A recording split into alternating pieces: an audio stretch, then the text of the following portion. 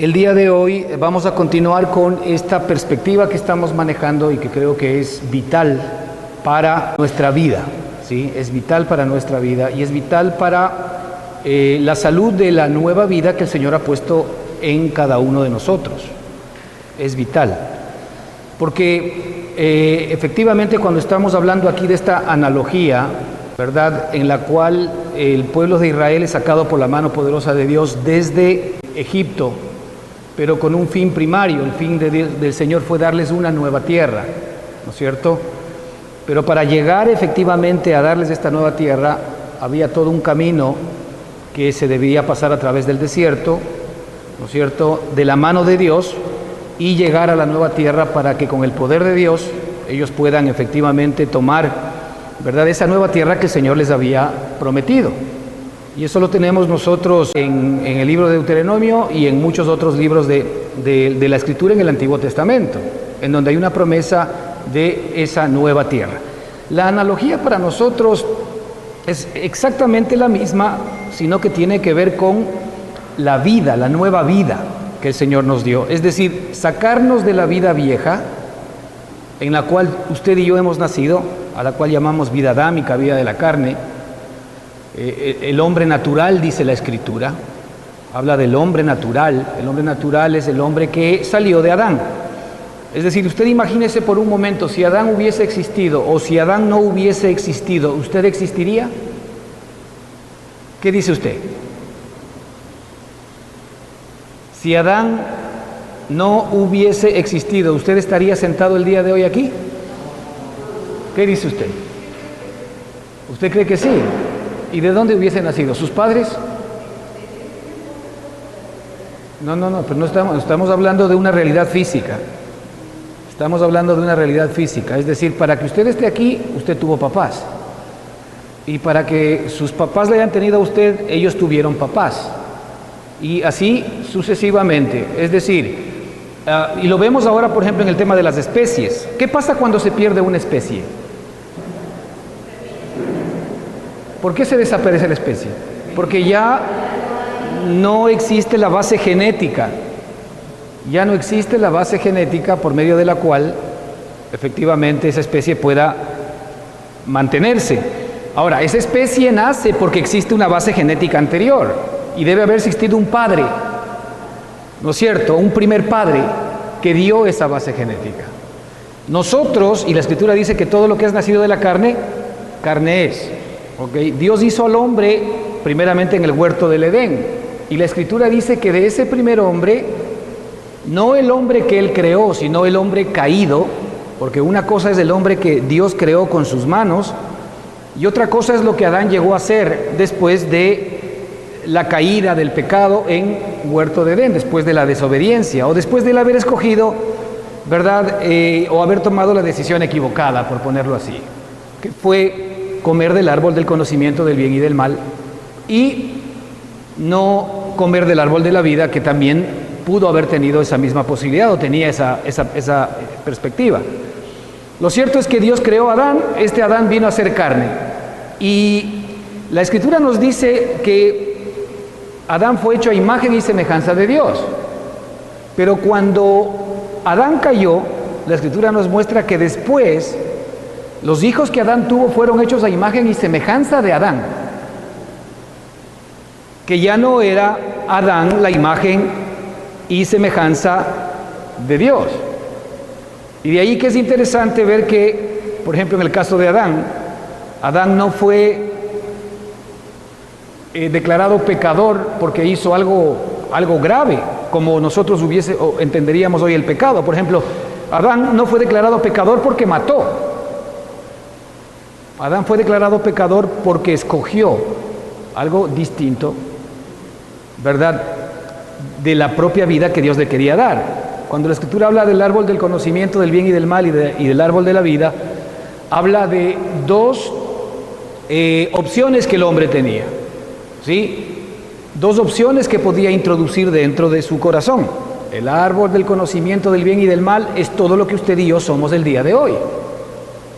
Es decir, es un ser independiente de Dios que trata de vivir por sus propias capacidades, por su propio esfuerzo, y que trata de vivir, sea por su propia inteligencia, por sus propias emociones o por su propia voluntad, pero apartado de Dios, sin el poder de Dios, sino de alguna manera con su propio poder, con sus propias capacidades, que efectivamente, ya que el hombre fue hecho en un momento determinado a imagen y semejanza de Dios, el hombre tiene ciertas propias capacidades.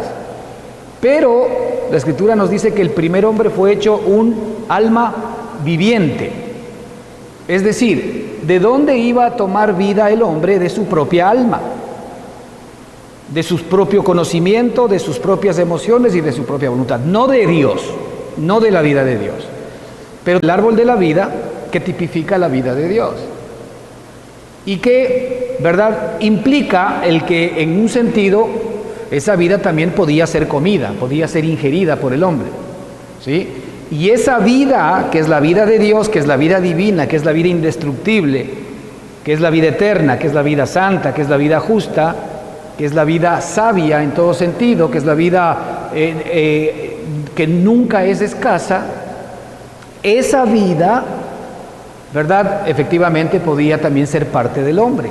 El propósito central de la vida o de Dios para crear al ser humano fue el que usted y yo tengamos esa vida. Cuando el Señor dijo, hagamos al hombre a nuestra imagen y semejanza, allí Él muestra que lo que Dios quería verdaderamente en su corazón es que el hombre sea alguien de su misma especie. Alguien de su misma especie.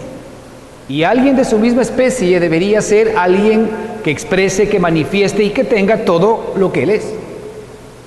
Su poder, su capacidad, su vida y todo lo que Él es. Entonces el deseo del corazón de Dios fue siempre el que tú cuentes con esa vida. ¿Ok? Pero el hombre, al tomar la decisión equivocada por el engaño de la serpiente, ¿no es cierto?, por el engaño de Satanás mismo, ¿qué pasó? Comió del fruto equivocado e ingirió la vida equivocada. La vida que Dios llama muerte. ¿Por qué? Porque la verdadera vida es Él. La verdadera vida es Él. Toda existencia que no tenga esa vida de Él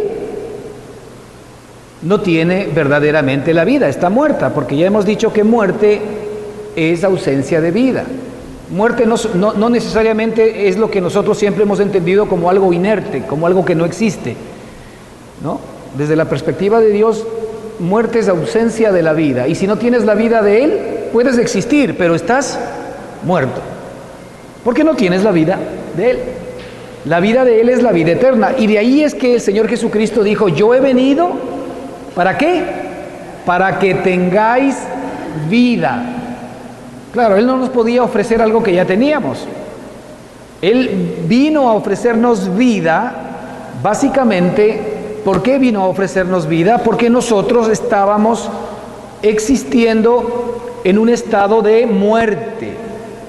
Un estado de muerte. Entonces, si yo no tengo la vida de Él en mí, si yo no tengo la vida de Dios en mí, ¿verdad?, que es distinta de la mejor buena vida del ser humano, eso hay que entenderlo, ¿sí? La vida de Él es la vida indestructible, la vida eterna, ¿no es cierto?, la vida que no es escasa, la vida que efectivamente tiene poder sobre todas las situaciones y circunstancias del ser humano. La vida de Él es una vida de amor, gozo, paz, paciencia, benignidad, bondad, fe, mansedumbre, templanza, santidad, justicia, verdad. Y cuando usted ve lo que significa el amor de acuerdo con la Escritura, la vida de Él es todo eso. Y esa es la vida que Él ha preparado para usted y para mí, ¿sí? De allí que el propósito central del Señor es que usted viva la vida de Él, no que imite la vida de Él, porque usted no puede imitar la vida de Dios, ya que la vida suya es totalmente distinta y diferente a la vida de Dios. Ahí fallamos muchas veces en el ambiente religioso porque enseñamos que nosotros tenemos que ser lo más buenos que podamos ser. Pero si nosotros podríamos llegar a ser lo más buenos que podríamos ser y hasta nunca podríamos pecar, todavía necesitaríamos la redención de Dios. Porque el propósito de Dios para usted no es que usted sea una persona buena. Y el propósito de Dios no es que simplemente usted no peque. El propósito central de Dios es que usted tenga la vida de Dios. Y la vida de Dios es exactamente igual a la vida de Cristo. Si usted no tiene la vida de Dios, la meta de Dios no se ha cumplido. Y por tanto, si usted intenta ser una muy buena persona, y a veces nosotros decimos, no, con que no hagan daño a nadie, con que haga bien a todo el mundo. Sí, está bien, hazlo, pero desde la perspectiva del estándar de Dios no calificas tú para agradar a Dios. Porque la única manera como nosotros podemos agradar a Dios es con la vida de Él en nosotros. Si no tenemos la vida de Dios, pues estamos muertos, porque Él es la verdadera vida, Él es el que da vida, Él es el que da sustancia a todas las cosas. Él da sustantividad a todas las cosas. Él hace que las cosas sean reales. Todos los tipos de vida que tú puedes ver en este planeta, ya lo habíamos hablado, la Escritura los habla con 3 nombres distintos, ¿verdad? El bios, refiriéndose a las plantas y al cuerpo humano animal. Así es como la Biblia traduce la palabra vida, como bios. Eso sale del griego. La palabra suge o psique traduce la Biblia para hablar de la vida del alma, es decir, de mi yo, de mi mente, de mis emociones y de mi voluntad. También la Biblia traduce como vida. Pero la vida de Dios, la Escritura la traduce como Zoe. Zoe solamente hay uno. Y ese Zoe es el que Él nos vino a dar. Él no nos vino a dar ni bios ni psique. Porque el bios y el psique fueron creados por Dios. Fueron creados por el Zoe. Entonces cuando Él dice, yo he venido para que tengáis vida, ¿qué está diciendo? Yo he venido para que tengáis Zoe, mi vida. Y esa es la vida que usted necesita experimentar, vivir, y es el regalo de Dios para usted. Y si nosotros experimentaríamos la vida de Él, pues ya no necesitaríamos absolutamente nada más, porque la vida de Él es absolutamente completa. Todas las necesidades suyas, todos los temores, todas las preguntas, todos los miedos, todas las enfermedades, todas las angustias, todas las luchas, todas las contradicciones de su alma, todo aquello que de alguna manera está en ese campo, está en el campo del hombre natural. No es la vida de Dios. No es la vida de Dios. La vida de Dios, ¿usted cree que tiene preguntas? Si Dios todo lo sabe. ¿Usted cree que la vida de Dios tiene temores? Si la Escritura dice que el amor perfecto echa fuera el temor. ¿Usted cree que la vida de Dios tiene angustias, ansias, insatisfacciones, dolor, tristeza, amarguras? ¿Usted cree que la vida de Dios puede tener eso? ¿Qué dice usted? Imposible, ¿verdad? Porque si no, ya no sería Dios. Si Dios a mí me está ofreciendo sanidad cuando estoy enfermo, y si Él también se enferma, la pregunta es, ¿quién lo cura a Él? ¿No será que Él es la sanidad? Entonces esa es la vida que nosotros necesitamos. La vida que sana, la vida que cura, la vida que es capaz de proveer todas mis deficiencias. ¿Sí? Y esa es la vida que efectivamente el Señor quiere que usted y yo tengamos. Esa es la analogía que estamos mirando en el libro de Deuteronomio. Si nosotros no llegamos a obtener la vida de Dios, no llegamos a poseer la vida de Dios, no llegamos a vivir y a experimentar internamente la vida de Dios, no como una doctrina, no como una filosofía, no como algo que yo tenga que hacer, sino algo que espontáneamente se levanta en mí, entonces no estamos de alguna manera viviendo el propósito para el cual Dios nos creó. Y el propósito por el cual Dios nos creó es que tú y yo podamos experimentar, expresar, manifestar la vida de Él en cada uno de nosotros. Y esto es algo que lo podemos hacer desde ahorita, desde hoy, en este mismo momento. Todo lo que implica esforzarte para tratar de ser una buena persona, para tratar de cumplir los mandamientos, para tratar de cumplir la ley, está en el campo de tu vieja vida. Y eso lo que hace, en lugar de ayudar, es dañar más la posibilidad de que la expresión o la manifestación de la vida de Dios sea real en ti. Esto lo hemos visto hasta la saciedad en Romanos 7, en donde el apóstol Pablo dice que él ha encontrado una ley en él mismo, y es que el querer el bien está en él. Querer hacer el bien está en él, querer cumplir la ley está en él, querer cumplir los mandamientos de Dios está en él, pero no el poder para hacerlo. Y al contrario, él dice que cuando él quiere hacer el bien, encuentra una ley que es más poderosa que su deseo de hacer el bien, ¿verdad? Una ley que se levanta, ¿verdad?, contra esa ley, y que termina obligándole a hacer aquello que él no quiere hacer. Terrible, ¿verdad? Y él dice, porque no hago el bien que quiero, sino el mal que no quiero, eso hago. ¿Acaso a usted no le pasa lo mismo? Porque usted y yo, ¿verdad?, estamos presos en la ley del pecado y de la muerte, que es más poderosa que la ley que está en mi mente de querer hacer el bien. Porque el querer el bien está en mí, pero no el poder para poder hacerlo. Pero sin embargo en mí hay una ley mucho más fuerte y mucho más poderosa que se aprovecha del deseo de la ley de mi mente de cumplir la voluntad de Dios, y más bien me lleva a hacer exactamente lo contrario. Entonces somos esclavos y somos presos de lo que la Escritura llama el pecado que mora en mí. El pecado que mora en mí es una persona que mora en mí, que me lleva cautivo a hacer cosas que no quiero hacer, a pensar cosas que no quiero pensar, a actuar de una manera que no quiero actuar.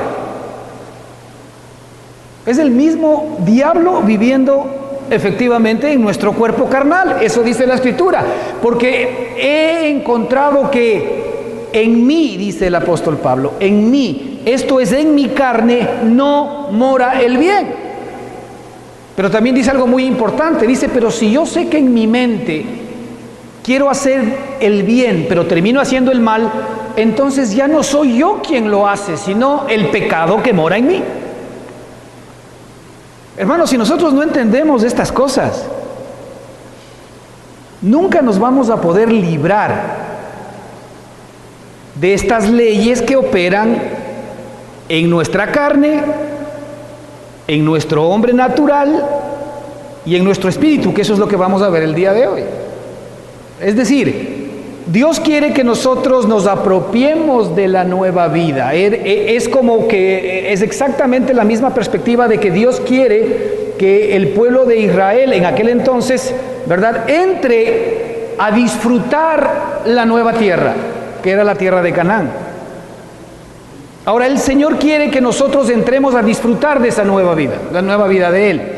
Pero esa nueva vida, ¿verdad?, para que nosotros de alguna manera podamos vivirla, primero necesitamos entender ciertos problemas que hay en nosotros, que son inherentes a la vida adámica.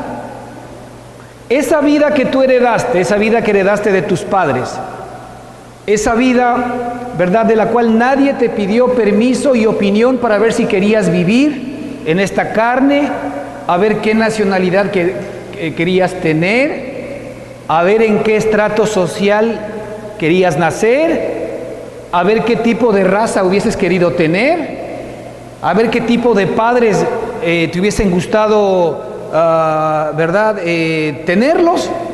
¿Quién te pidió permiso de eso? Nadie. Tú simplemente apareciste aquí, como tú y como yo. Ahora, esto nosotros heredamos de Adán. Adán nos hizo el gran favor de darnos esta herencia de corrupción, de pecado y de muerte. Pero lo maravilloso de esto es como Dios tiene en su corazón algo maravilloso, y es: hagamos al hombre a nuestra imagen, conforme a nuestra semejanza. Y el propósito de por qué Dios te creó no es para que estés viviendo los horrores, las dificultades, las luchas, las angustias de la vida adámica. Resulta que Él nos da, ¿verdad?, su vida.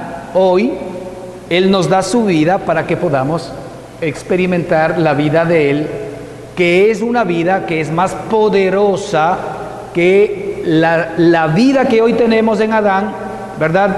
Y que también tiene una ley maravillosa que se llama la ley del Espíritu de vida en Cristo Jesús. La ley del Espíritu de vida en Cristo Jesús.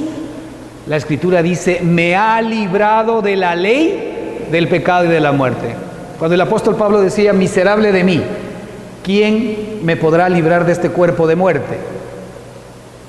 Y él dice: gracias doy a Jesucristo, gracias doy a Dios por Jesucristo. ¿Por qué? Porque la ley del Espíritu de vida en Cristo Jesús, que fíjese, en Cristo Jesús hay una ley que se llama la ley del Espíritu de vida, que me libra de la ley del pecado y de la muerte. O sea, nuestro Dios es tan maravilloso que Él, conociendo estas cosas, ahora nos ha dado la vida, que tiene una ley, que es la ley del pecado que hoy reside en mí. Y esa ley lo que hace es, ¿qué cosa? Neutralizar. No dejar que esa ley del pecado y de la muerte vuelvan a repetirse en mí.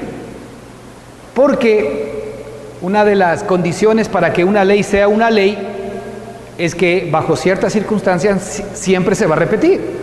Es decir, cada vez que yo me echo del quinto piso, la ley de la gravedad va a hacer su trabajo. Si yo estoy en cualquier parte del mundo y me echo del quinto piso, la ley de la gravedad va a hacer su trabajo.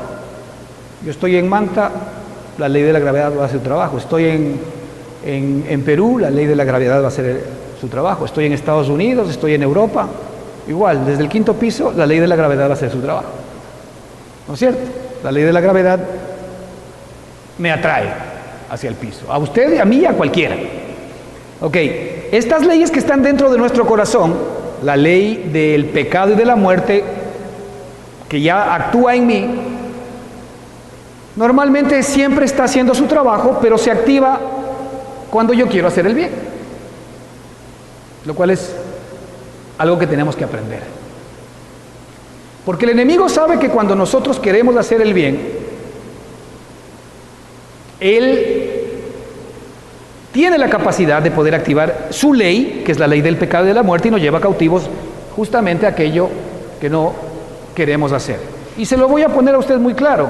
¿Cuántas veces? Porque todos en nuestra propia vida tenemos áreas vulnerables, todos, en las cuales puede ser el carácter, puede ser temas internos emocionales, lo que usted quiera.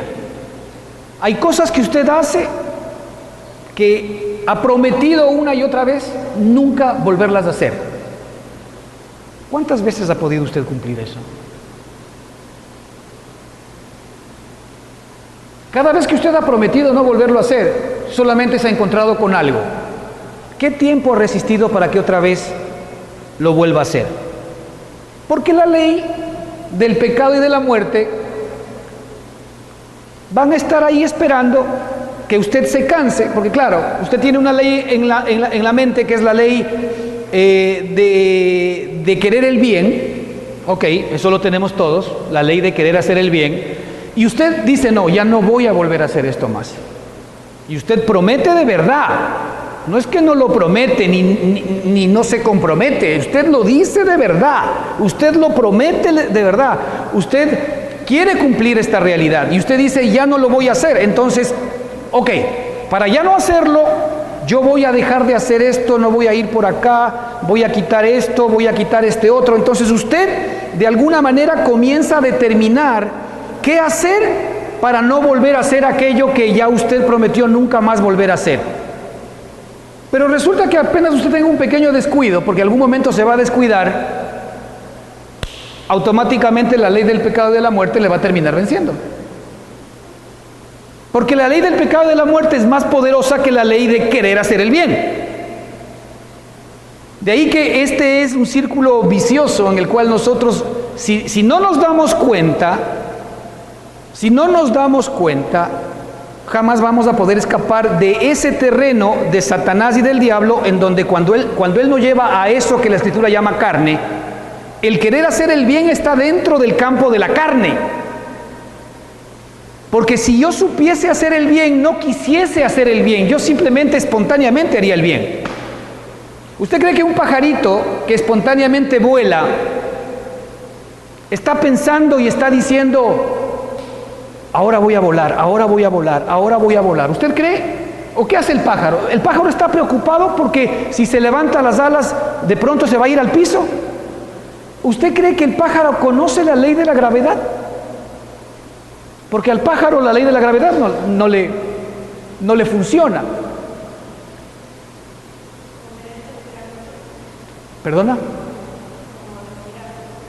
No te escucho. Como respirar, como que el corazón te funcione, como que los párpados se te muevan. Es decir, si yo tuviese, porque hay una ley de vida, hay una ley de vida en mí, que hace que mi corazón, por ejemplo, funcione independientemente de mí, porque es la ley de vida de mi cuerpo biológico. Hay una ley de vida para mis párpados en que hace que yo espontáneamente abra y cierre los ojos. Yo no estoy pensando en que mis ojos están húmedos y ahora los voy a hacer así. Yo no estoy pensando en que mi corazón, el ritmo cardíaco, yo debo tener 80, 120, ¿no? 80 a 100, así es, 80 120. Ok, 80, entonces yo estoy pensando en que yo tenga que mantener 80 a 120 con mi mente. A la final, en algún momento me voy a 500. Es decir, la vida, esa vida, por ejemplo, biológica, es una vida espontánea, que se da simplemente porque se da. Lo mismo sucede en la vida espiritual. Cuando yo quiero hacer algo y quiero controlar algo, solamente estoy demostrando algo, que no puedo hacer ese algo, que no soy capaz de hacerlo, porque yo estoy planificando el tratar de lograr no hacerlo. Y sí, puede ser que por un tiempo, que por un momento yo logre el no hacerlo, pero normalmente es un tiempo y es un momento. No es normalmente, ¿verdad?, todo el tiempo. Y el Señor nos ha dado la vida de Cristo, porque esa vida espontáneamente hace el bien. Esa vida no se esfuerza. Esa vida es justa, esa vida es santa, esa vida es poder. Esa vida es amor, es gozo, es provisión, esa vida es tranquilidad, esa vida es victoria sobre todas las circunstancias de la vida. Esa vida no se esfuerza, es una vida espontánea, se levanta en ti. Y esa es la vida que el Señor quiere que tú experimentes, que no tiene que ver nada con la vida vieja adámica. ¿Qué implica aquello? Que Adán y que nuestras mejores intenciones y que nuestros mejores deseos, por más altos y por más buenos que puedan ser en Adán, son enemigos de Dios. Estorban la vida de Dios en nosotros, porque no permiten que la vida espontánea de Él se levante en nosotros. Y ahí como cristianos podemos decir que efectivamente podemos estar viviendo ciertas vidas miserables, ¿no? Porque en el cristianismo convencional, lo que nosotros creemos que de lo que se trata esta vida es simple y sencillamente que seamos buenas personas y que no pequemos. La vida espontánea de Cristo incluye todo eso, pero va mucho más allá, porque es santidad, porque es justicia, porque es verdad. Y porque es todo lo que yo realmente no tengo y necesito. Por eso es que el Señor me ha dado esa vida, para que yo pueda comenzar a recibirla y disfrutarla, a confiar en esa vida. Porque finalmente la Escritura nos dice, por ejemplo, cuando hablamos de la carne, dice que los deseos de la carne, Gálatas 5, los deseos de la carne son contra los deseos del Espíritu. y que los deseos del espíritu son contra los deseos de la carne. Fíjese, el espíritu con sus propios deseos y la carne con sus propios deseos, y yo en el centro. Aquí la bronca es entre el espíritu y la carne, no entre yo y la carne. Porque cuando yo quiero atacar la carne, Satanás se me ríe. Porque yo no tengo el poder para poder vencer la ley del pecado y de la muerte que están en la carne. No tengo la capacidad de poder vencer el poder del enemigo. Entonces él me engaña y me trae a que yo luche por mis propias fuerzas.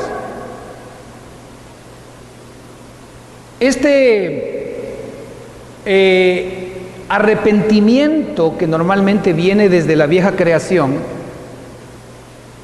es el arrepentimiento que reconoce que en mí algo está mal. Primero, lo cual está bien. Reconoce que en mí algo está mal. Y lo segundo que hace es arrepentirse de aquello que está mal, lo cual está bien. Pero lo tercero que hace es hacer todo lo posible desde ahora para ya no volver a caer en lo mismo, lo cual está mal. Porque otra vez, y ese es el cuento del enemigo, nos trae a la carne para activar la ley del pecado y de la muerte. Y en poco tiempo otra vez lo que prometí, al piso. Tenemos que ser librados de ese viejo hombre, de lo malo del viejo hombre y de lo bueno del viejo hombre. Lo malo del viejo hombre es más fácil que lo veamos,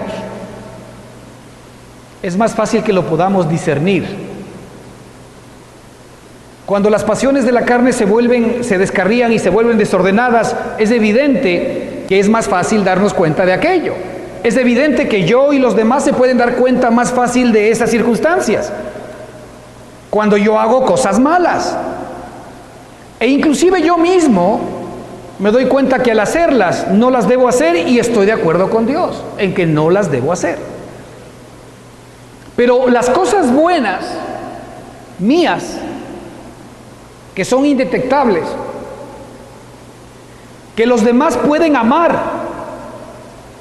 y que yo mismo puedo ser capaz de amar, esas cosas buenas mías, también para Dios son reprochables y son parte de la misma carne, porque esa parte buena del hombre es la que siempre me lleva a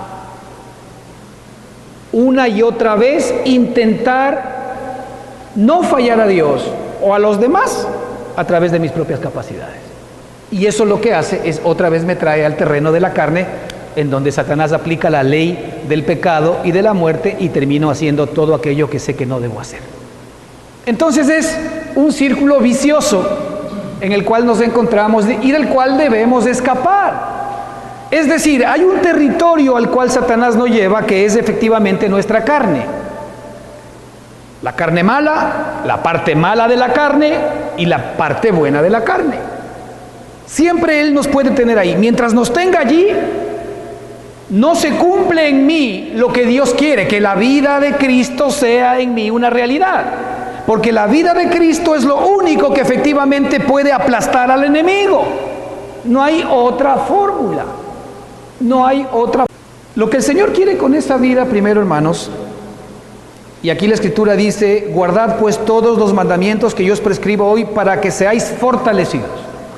Lo que el Señor quiere con esta vida, primero, es fortalecer nuestro hombre interior. Fíjese aquí algunos versículos. Su Espíritu Santo, que es el que va a hacer realidad en nosotros la vida de Él. De ahí que una persona que no tenga el Espíritu de Dios no puede acceder a esta vida.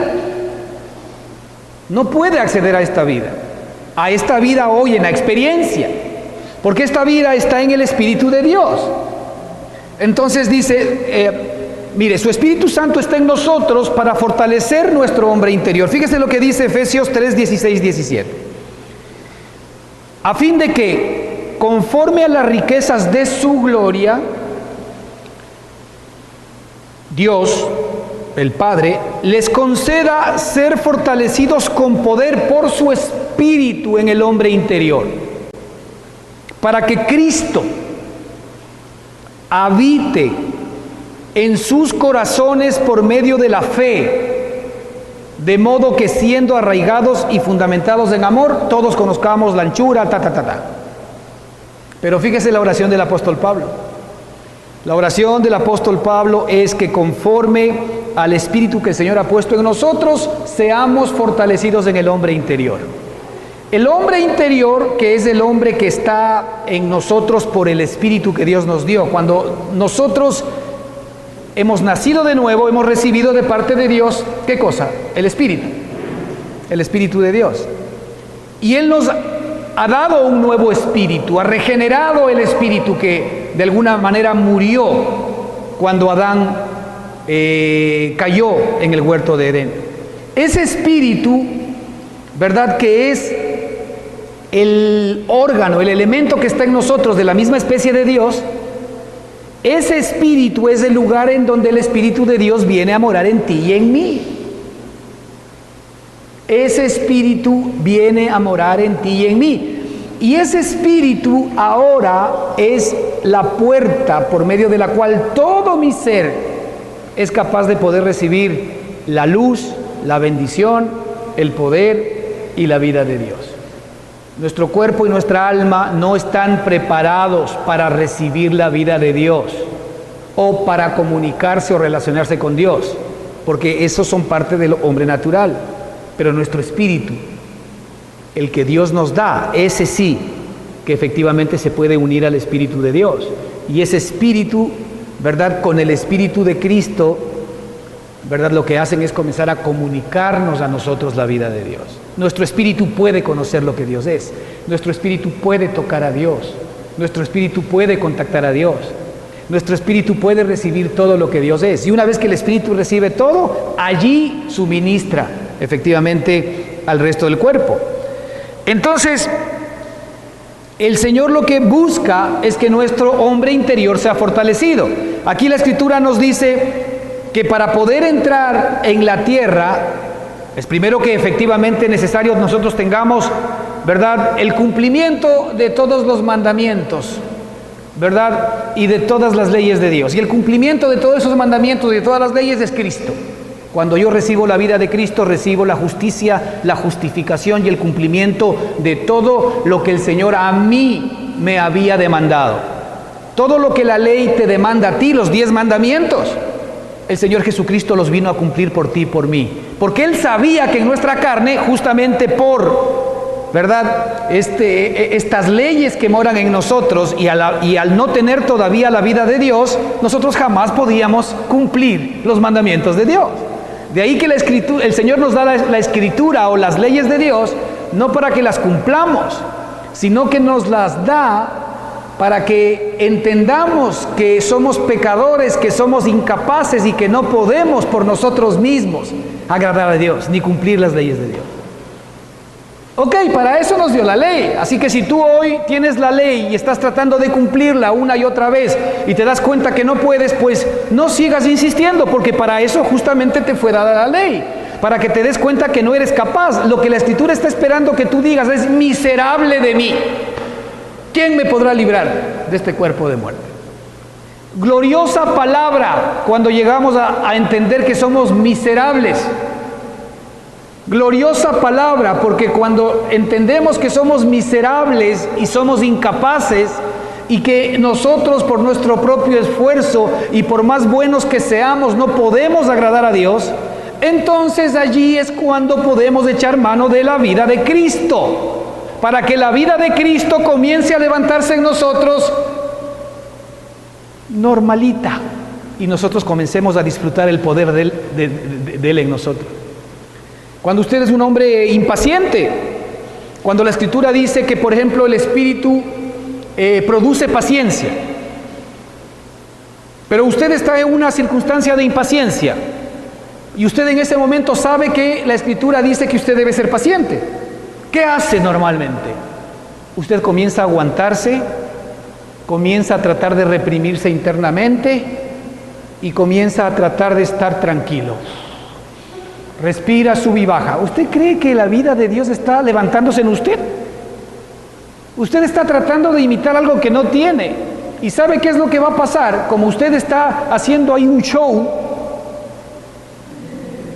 está tratando de imitar algo que no es, lo que va a suceder es que el Señor va a permitir una y otra vez que le vengan circunstancias de impaciencia para que se demuestre en usted que usted es un impaciente y que si usted algo necesita es la vida de Cristo, porque la vida de Cristo es su paciencia. Cuando la vida de Cristo se levanta espontáneamente en mí, entonces la paciencia de Él se levanta en mí y ¡wow! Ahora soy paciente, pero no porque esté imitándolo, sino porque ahora me voy dando cuenta que la vida de Él en mí es real y la puedo comenzar a vivir, la puedo comenzar a experimentar. Y así en toda parte del hombre interior. Cuando tú oras y le dices, Señor, dame más gozo, dame paz, dame tranquilidad, dame esto, o fortaléceme para tener más fuerza para poder aguantar este sufrimiento, pues el Señor no le va a escuchar. Nunca le va a escuchar cuando usted le pide cosas a Dios.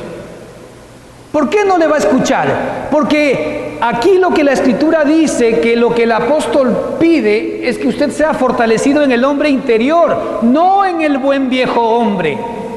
El hombre impaciente, el hombre que no tiene capacidad, el hombre que tiene temor, el hombre que tiene escasez, el hombre que tiene miedo, ese hombre fue crucificado en la cruz del Calvario. Sabiendo esto, que el viejo hombre fue crucificado en la cruz del Calvario, Romanos 6:6, ya fue despachado por Dios. Pero si usted cree y sabe que es impaciente y le pide a Dios que le dé paciencia, pues usted no está reconociendo que Él ya le ha dado su vida, que es la vida paciente, para que usted se reconozca impaciente, se reconozca impotente, se reconozca incapaz. Por eso dijo el apóstol Pablo que cuando soy débil, soy fuerte. ¿Por qué dijo cuando soy débil, soy fuerte? Porque cuando yo me doy cuenta de mi debilidad y el Señor va a hacer todo lo que está en su alcance para que usted se dé cuenta que es un hombre o una mujer débiles en todas las áreas de su vida, el Señor se va a encargar de demostrarle su debilidad, su incapacidad, su falta de santidad. Usted no es bueno, escuche bien, a los ojos de Dios usted no es bueno. Usted puede ser bueno a los ojos de sus hijos, de su esposo, de su esposa, del curita, del pastor, pero si usted no está expresando y manifestando la vida de Cristo, usted no es bueno para Él. Porque vuelvo y repito, la meta de Dios para su vida, ¿cuál es? La meta de Dios para su vida es que usted disfrute, que usted tenga la vida de su Hijo Jesucristo, no que usted tenga la buena vida de cualquier buen hombre. La meta de Dios no es que usted sea un buen hombre. Usted ponga aquí a Cristo Jesús y usted ponga aquí un buen hombre, el mejor buen hombre que pueda haber, y ponga a Cristo Jesús. ¿Habrá diferencia entre los dos? ¿Qué opina usted? Le digo una cosa, la primera, el mejor buen hombre que pudo haber existido en la tierra está vivo o ya se murió. Porque que yo sepa, todos los hombres hemos muerto, los malos y los buenos, ¿o no? Pero Cristo está vivo o está muerto. Ha resucitado, ¿no? ¿Y en dónde está morando ahora? En mí. ¿Para qué? Para ahora hacer mi vida. Él está aquí, no está allá, porque nosotros creemos que Él resucitó y está ahí en un tema místico. No, Él está en tu espíritu hoy, está aquí hoy para que la vida que Él es pueda efectivamente reproducirse en ti el día de hoy. Hoy es el día de la salvación, hoy es el día de la vida de Dios, ¿sí? Entonces es necesario que seamos fortalecidos, y la Escritura dice que seamos fortalecidos y que entréis Mire, la palabra aquí habla de fortalecer, ser fortalecidos, que entremos y que poseamos. Ser fortalecidos, entremos y poseamos. Aquí hay, si quiere, una hoja de ruta. La primera es que nosotros tengamos la vida del que cumplió todos los mandamientos, que es Cristo. Esa es la primera. Si por ahí no arrancamos en nuestra vida, nunca jamás vamos a conocer a Dios. Y para arrancar en esa vida, se requiere que usted efectivamente reconozca que necesita de la salvación de Dios, que reconozca que usted tiene pecados y que necesita que sus pecados sean perdonados, y que reconozca algo más profundo, que no solamente usted tiene pecados, sino que usted tiene un hombre que está dentro de usted que peca, del cual no puede ser librado. Entonces Dios va a darle a usted dos elementos maravillosos para eso. Primero, su sangre. La sangre de Cristo fue el precio que pagó Él. Él derramó su sangre por todos mis pecados, por los pecados que conozco y por los pecados que desconozco. El valor de la sangre de Cristo es tan grande para su Padre, ¿verdad?, que pagó los pecados de todos los seres humanos en todas las generaciones. Eso hay que entender. Ese es el valor que el Padre le da a la sangre de su Hijo. Posiblemente para usted la sangre no valga mucho, pero para el Padre, ¿cuánto cuesta la sangre de su Hijo? Usted póngase como ser humano, ¿cuánto cuesta para usted la sangre de su Hijo? Vamos a ponerlo así. ¿Qué estaría usted dispuesto a dar por la sangre de su Hijo? Como ser humano, como padre. ¿Habría algo más valioso que la sangre de su Hijo, que es la vida de su Hijo, para usted como padre? A ver, vamos a cambiar la vida de su Hijo por convertirme en el hombre más millonario del mundo. ¿Todos los millones de la tierra podrían ser más valiosos que la sangre de mi hijo? ¿Qué dice usted? No, ¿verdad? ¿Qué valor usted le pone a la sangre de su hijo? No tiene valor. Cuando somos normales, ¿no? No tiene valor. Imagínese cuánto cuesta, cuánto vale la sangre del Hijo del Dios. Pero Él, como nos ama, Él entregó a su Hijo por todos nosotros. ¿Cuánto no le amará a usted? ¿Y por qué Dios le ama a usted? No ama al hombre pecador. Él ama al hombre que creó, que es usted, en el cual Él iba a poner la vida de su amado Hijo Jesucristo. Y es por eso que ahora Él le entrega a usted la vida de su amado Hijo Jesucristo. Él dio la vida de Cristo para que esa vida ahora sea su vida y viva en usted. Esa vida es la vida que usted necesita vivir.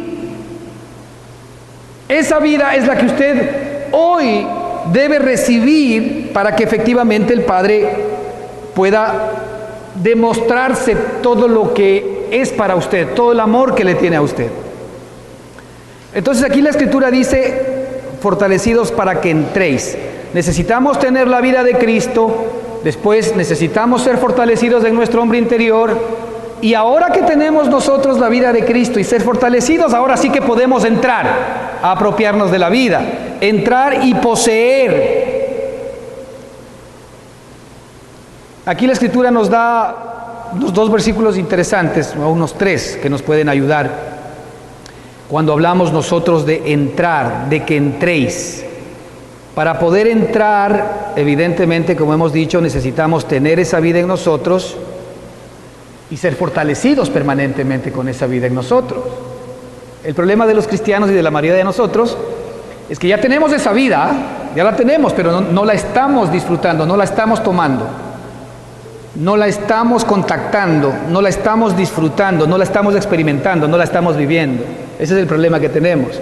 ¿Por qué no la estamos viviendo? Porque nuestro hombre exterior, cuando la Biblia habla del hombre interior, que está hablando del nuevo hombre, del espíritu, de la nueva creación de Dios, también la Biblia habla del hombre exterior. El hombre exterior es el hombre que vive en cuerpo y alma. Ese hombre exterior es más fuerte que nuestro hombre interior. Y ese hombre exterior, ¿verdad? Todavía es el que manda en mi propia vida. Mire, es muy sencillo. El hombre exterior siempre se va a guiar por lo menos 4 cosas. O es un hombre carnal que está viviendo básicamente para los placeres de la carne, y ahí vemos mucha gente que entra en degeneraciones y en mil cosas. Entonces esos hombres son guiados básicamente por el placer, por la carne, por las adicciones o por lo que tú quieras. Y ahí vemos mucha gente que se pierde y se daña de alguna manera así, ¿verdad?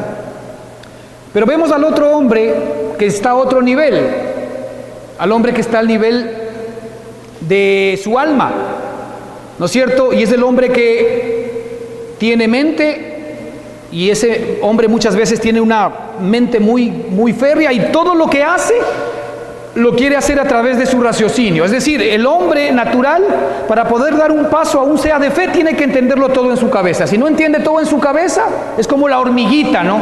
La hormiguita dice: si yo no entiendo lo que es el hombre, entonces yo jamás de alguna manera me acercaré a él por esto y por el otro. La hormiga nunca va a entender lo que es el hombre con su mente de hormiga. El hombre natural, dice la Escritura, que nunca va a entender la mente de Cristo, porque es como una mente de hormiga, si queremos verlo así, ¿ok? Pero muy bien, el hombre en el alma se maneja mucho por la mente. Hay muchos hombres intelectuales, ¿verdad? Entonces el poder de su mente es el que les da vida, y él es el que... Entonces siempre están leyendo, siempre están escudriñando, siempre todo lo están viendo de una manera objetiva, para entender las cosas y sobre eso tomar decisiones e ir adelante. Hay en cambio los emocionales, el hombre emocional que no piensa mucho, simplemente reacciona por emociones. A momentos, ¿verdad?, tiene unas emociones fantásticas, maravillosas, y se quiere ganar el mundo. Pero como es un hombre emocional, a momentos las emociones están en el piso y trágame tierra, ¿para qué nací? Y todo lo que él hace se mueve en función de sus emociones. Ahora, ojo que el enemigo sabe esto, ¿ah? Y él sabe cómo manejar esas cosas, ¿no? Y tienes el hombre que en cambio va por su voluntad, la voluntad férrea. Yo lo puedo hacer, yo lo voy a hacer. Entonces tú recibes vida de estas partes de tu ser, de tu mente, de tus emociones, de tu voluntad.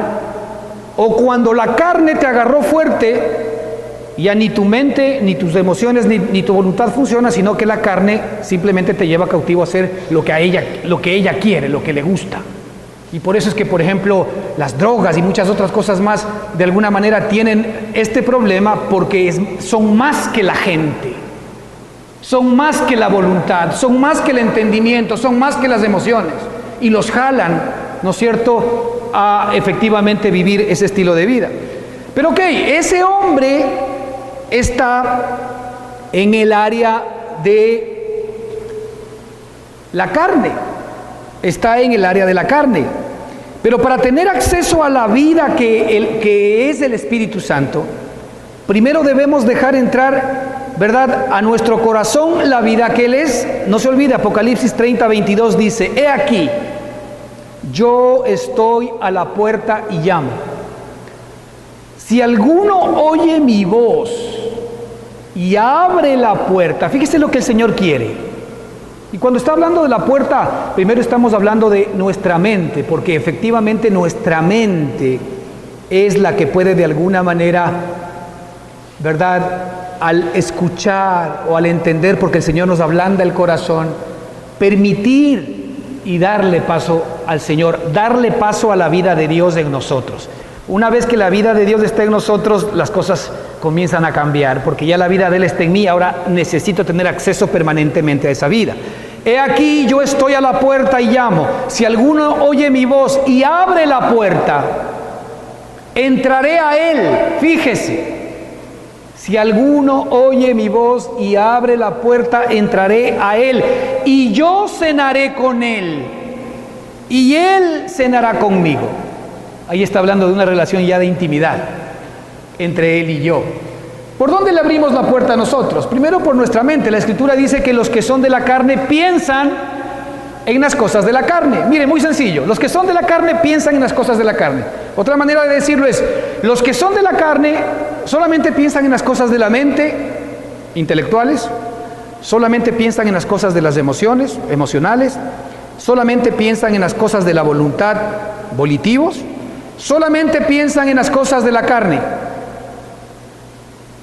¿En dónde está usted? Pero dice, pero los que son del Espíritu ponen su mente o piensan en las cosas del Espíritu. Ah, ok. ¿Usted piensa en las cosas del Espíritu? Las cosas del Espíritu es Cristo. Las cosas del Espíritu son estas cosas, la salvación que Él nos ha dado, la obra que Él ha hecho a nuestro favor. Las cosas del Espíritu, ¿verdad? Es esta vida que ya tienes en ti y que desde ahora te debe comenzar a interesar. Porque esta vida es la que finalmente te va a dar salvación eterna. Esta vida es la que te va a comenzar a dar vida a partir del día de hoy. Esta vida es la que te va a comenzar a dar luz y entendimiento. Esta vida es la que va a poder controlar tu mente, tus emociones, tu voluntad y tu carne. Esta vida en la que opera la ley del espíritu de vida es superior a la ley de la mente que está en el hombre, es superior a la ley del pecado y de la muerte que está en nuestra carne, es superior a la ley externa que es los mandamientos que Dios nos dio. Esta ley que es del espíritu es la vida de Dios misma personificada en cada uno de nosotros. Y es una vida que podemos comenzar a disfrutar a partir del día de hoy. Esta vida es la respuesta que Dios tiene para ti. Esta vida es la respuesta que Dios tiene para ti. Entonces, si tú le dejas entrar, es evidente que vamos a tener este privilegio. Un versículo más, y aquí nos dice la Escritura, cuando esta vida entra en nosotros, ya es para siempre. Esta vida nunca se va. Desde ahí en adelante está esperando que tú la contactes, que tú le hagas tuya. Y el Señor mismo se va a encargar de traerte a esa vida. Lamentablemente, para traerte a esa vida, en la experiencia mía o de muchos también, a veces tenemos que pasar por momentos difíciles, porque como somos duros en nuestro corazón, no entendemos las cosas de Dios, y Él, como nos ama y ya nos ha dado esta vida y tiene que hacer esa vida nuestra, es su trabajo, Él va a permitir que en nuestra alma, que es el desierto del cual estamos hablando, en el cual estaba el pueblo de Israel, nosotros tengamos que pasar pruebas, dificultades, angustias, luchas, dolores, enfermedades, mil cosas. No es que Él nos la manda, sino que esta vida es así. Pero Él va a permitir todas estas circunstancias para que tú vengas a echar mano de la vida de Él, para que tú eches mano de la vida eterna. Ahora, no tenemos que llegar a estas crisis si es que escuchamos la voz de Él y de una vez comenzamos a recibir esta vida. No tenemos. Adán no tuvo necesariamente que haber comido del árbol del conocimiento del bien y del mal, sino que él pudo de una vez haber tomado del árbol de la vida. Y Adán no hubiese vivido lo que usted y yo hoy estamos viviendo. Pero él decidió eso. Y ha tenido que vivir, y nosotros hemos tenido que vivir todo lo que es Adán. Pero ahora el Señor nos pone en la misma posición de Adán. La misma posición de Adán es que hoy tú puedes tener acceso a esa vida y ya no tienes que echar mano del árbol del conocimiento del bien y del mal, que es tu alma, que es tu hombre natural, que es tu carne, porque cada día tú sigues tomando de ese árbol que es ese hombre, cada día tú sigues comiendo de él y lo que va a producir en ti es muerte. La muerte, ¿verdad?, es angustia, tristeza, incertidumbre, miedo, temor, y todo lo que está relacionado con esto. Esto produce esta vida. ¿Ok? A esto es lo que la Escritura llama muerte. Pero sin embargo, la vida de Cristo, la vida que está en el Espíritu, produce, dice la Escritura, vida y paz. Mire lo que dice 1 Corintios 3:16. ¿No sabéis que sois templo de Dios? Nosotros somos el templo de Dios. No hay que irse al cielo, aquí está el Señor, en mí. ¿No sabéis que sois templo de Dios y que el Espíritu de Dios mora en vosotros? ¿Ustedes ya saben eso o no saben? Aquí le está hablando el apóstol a los discípulos de una revelación. ¿No sabéis? Porque si todavía no sabéis, o si todavía ustedes no saben, pues lo primero que tienen que pedirle a Dios es que les dé sabiduría y revelación de que la vida de Él ya está en ustedes. ¿No sabéis que sois templo de Dios y que del Espíritu Santo de Dios mora en vosotros? Si todavía la respuesta es no sé, pues hay que arrancar desde allí. Porque si no sabes, pues bueno, estas son las buenas noticias para ti el día de hoy. El Señor quiere que sepas que la vida de Él ya está en ti o la puedes recibir ahora. ¿Para qué? Para que esa vida, ¿verdad?, que viene a vivir en ti y que tú te conviertes en un templo de Dios, es la vida de la cual tú puedes comenzar a disfrutar y a echar mano todos los días de tu existencia. Y con esa vida espontáneamente levantándose en ti, que no es la vida vieja imitando a Dios, sino es la vida nueva de Él levantándose, el amor levantándose, el gozo levantándose, la paz, la paciencia, la benignidad, la bondad, la fe, la mansedumbre, siendo realidad en mí. No es algo que yo estoy produciendo, es algo que Él está produciendo en mí. Eso es todo lo que necesito. Y descansar en Él, descansar en la provisión de Dios, descansar en la vida que Él me ha dado, descansar en que si esa vida está en mí, entonces todo lo que está afuera, Él también lo ha tomado en cuenta. Y Él ha provisto y ha previsto cada circunstancia de mi vida. Me ha dado la vida de Él para que pueda enfrentar cada segundo la vida mía mientras me encuentro en esta carne. Muy bien, continuamos adelante. Gracias.